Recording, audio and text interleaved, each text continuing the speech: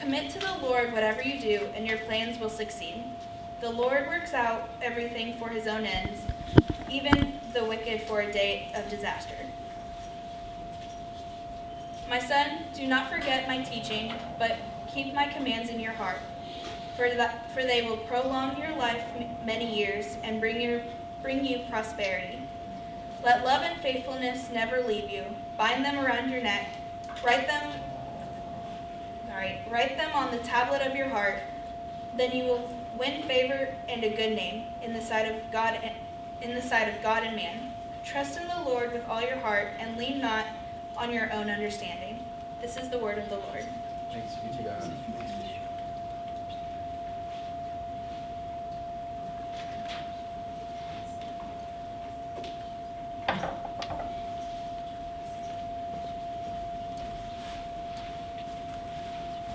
Hi, everybody.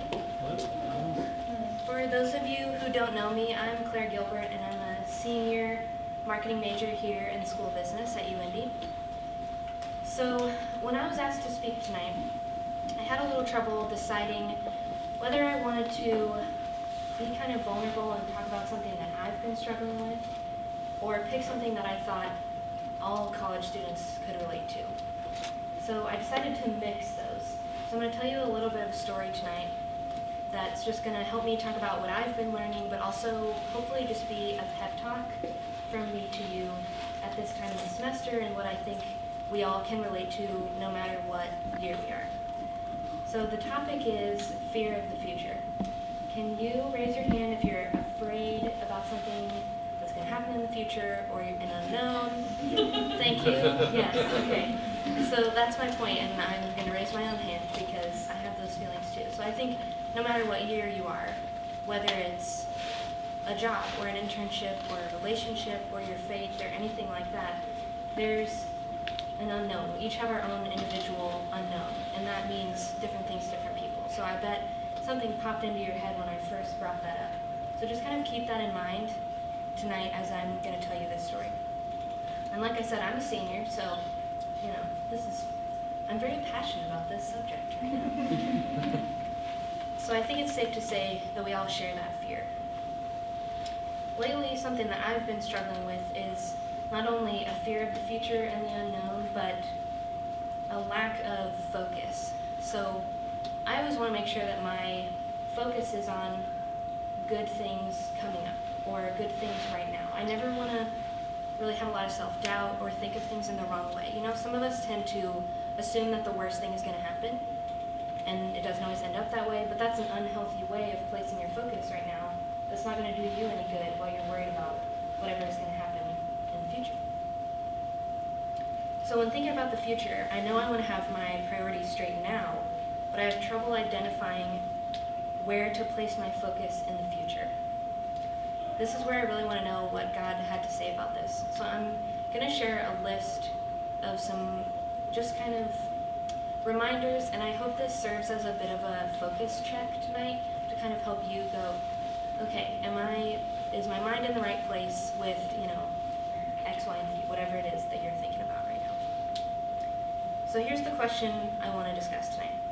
Where do I place my focus now so that I can grow and learn before I get there, whatever there is for you? Where do I place my focus right now so that I can grow and learn before I get there? So because I'm in marketing, and some people would make fun of marketing people for this, I like to add some color and tell a story and, you know, just make it a little more exciting. And I hope this is a practical way for you guys to think about this subject. So I want you to sit back, relax, and I'm going to paint a picture for you.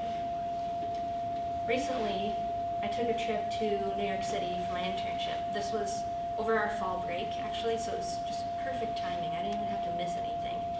And I was gone Sunday to Tuesday, and, you know, just learned a lot, met a lot of cool people.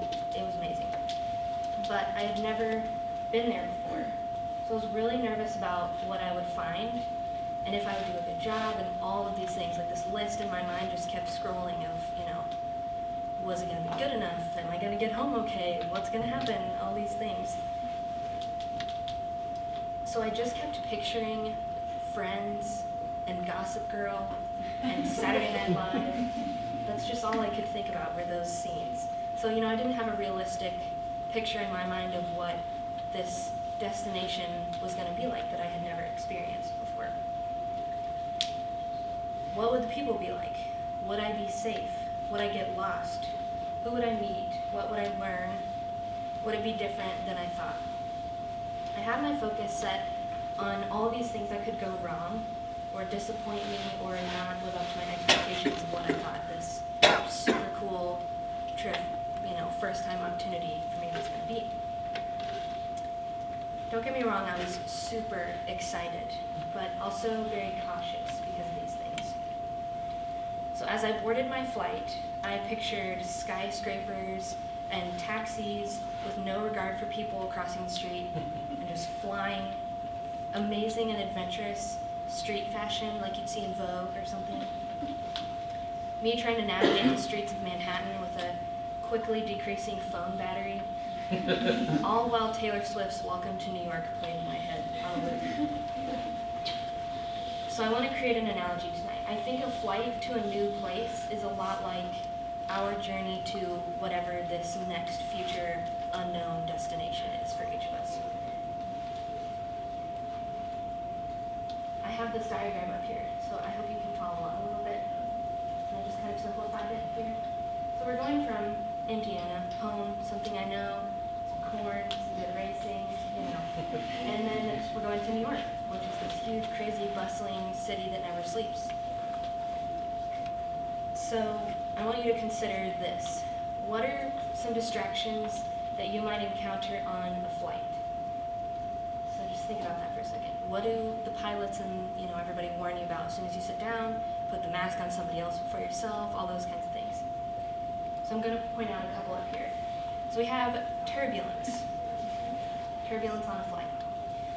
Might be equivalent to difficult experiences along the way to your destination.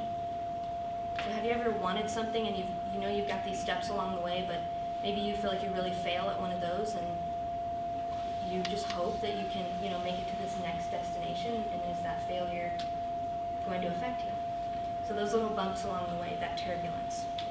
If you're traveling to a new destination, anticipating the unknown future, how do I prepare for something that I don't know? A bad seatmate. Anybody ever had one of these? Somebody that's really loud, or they're eating the whole flight, or they fall asleep and their head falls on your shoulder. It's just a little bit uncomfortable. These could represent people that are strategically placed in your life on this journey along the way to your future objective. Whether that's a positive experience or a negative one. If there are people that kind of burn you and you learn something from that, or they teach you something and they're a great influence. So considering that also. Or maybe you even have to make an emergency landing, which is terrible and none of us want that, but that does happen sometimes. So even though it's rare and the impact is big, what do you do eventually? Well, they fix it and you kind of go on your way, even if it takes a little bit.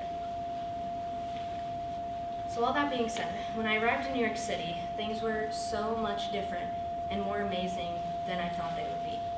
People were nicer than I thought, and the city was not nearly as intimidating as I had anticipated.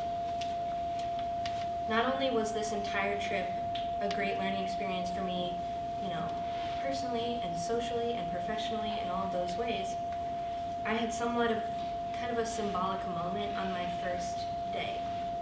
I knew I might not be back in New York for a while, so I really wanted to take advantage of my free time there, and I only had a little bit of free time, so I knew I had to be really wise with what I was going to do, and I thought, what better way than to just go explore and see what I see and, go people watch and all those things that where else are you going to find other people watching than New York City?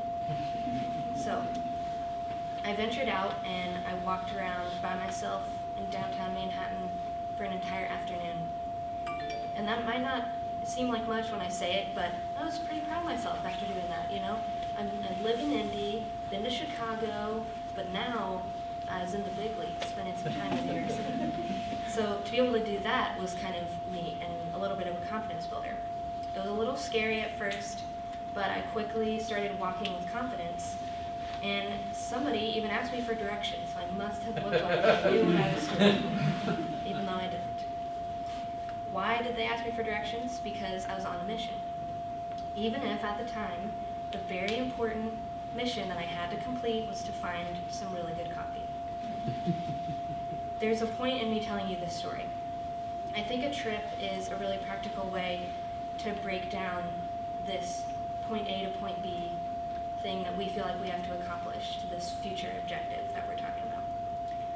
Well, everybody think about earlier when we read Proverbs 16:3, or turn to that if you have a Bible. Proverbs 16:3 says, "Commit to the Lord whatever you do, and he will establish your plans." So at first glance, this verse seems really short, sweet, and to the point, and maybe one that you've heard a few times. But I think if we dig deeper, it presents a few really important reminders. So I got the slide up here if you're a note taker, because I know some people are. I've hopefully made it easy for you. So first, I want to just give you this reminder, to have faith in our leader.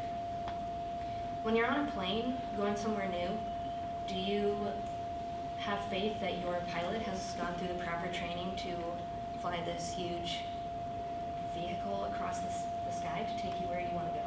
I mean, nobody ever doubts that. You just get on a plane and, we assume that the work has been done for him to have his certifications or her or whatever. So you have faith in your pilot that he's going to get you where you want to go. So in life, try to find comfort in this fact during times of stress or unknown about your future. You're not going at it alone. I think we forget that sometimes, and we have to know that there is someone to ground us and there is something to follow. And we're not just making the path each day on our own. Second, behave as though you're on a mission. So yes, the pilot of a plane has his proper education, but he also has a flight schedule that he has to follow. The flight attendants have to get on another flight somewhere, or they have to get home, or the pilot has to get home, they have to make that switch, whatever is going to happen, or a layover, whatever. So you know that there's things that need to be done, but he's on a mission to do that. So translating this to life, we are on a mission to please him and work hard for him. So then my third bullet up here, walk with confidence because he is with you. Walk with confidence like you're trying to find the best cup of coffee in downtown Manhattan.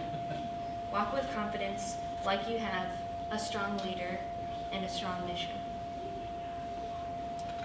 So next verse I want to point out is in Proverbs also, Proverbs 3:5. This one says, "Trust in the Lord with all your heart and lean not on your own understanding." This one might be in a song I remember from my childhood, again, one that's pretty familiar to us. But there are a few things here that I want to dig deeper and point out as well. The first one, don't put too much weight in your own expectations. This is where that trust word comes in. We are not in control, so it's unrealistic for us to completely focus on our own expectations of what we think is going to happen. I think in college we can get caught up with how good we want to be or how good someone else wants us to be at X, Y, and Z, the pressure from everybody and pressure from ourselves. So I think just checking yourself on where your focus is when it comes to those expectations, and make sure that if you need to take a step back and realign your focus, that's what you do.